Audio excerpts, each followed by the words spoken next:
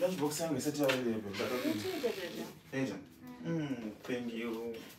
Kubaenda kwenda basi. Koma utina msamba Maria. Maria chivuti baby. Maria maindini zveschool fees yakutodiwa. Baby ndimwe ndora don't remember nditara nezve mari school fees. Tukataura wani. Mari ma school fees utanga rini?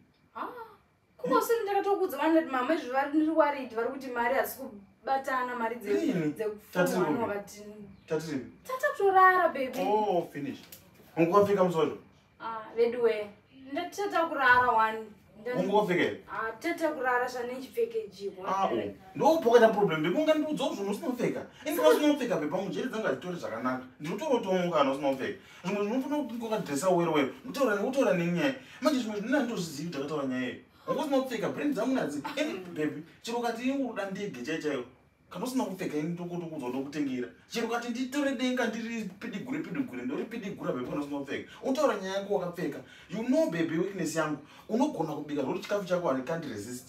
Ukabika zvinonaka pa usataura nenyaya dzokukumbira chinhu ndokupa. Ndinotokupromisa denga chaiyo. Kana wachidla zvawabika. Wese usina kupfeka please usandiudze nyaya usina kupfeka. Handitozvizivi kuti akambotora nyaya yeschool fees. Ndipe rand. Saka mama ndoudza kuti china iwe. Untori nyaya dzako usina kupfeka. Tovaudza kuti don't worry zvese zviri sorted. Ngosho nyata ari kuunza kuna mama. Next time unotaura nyaya wakapfeka.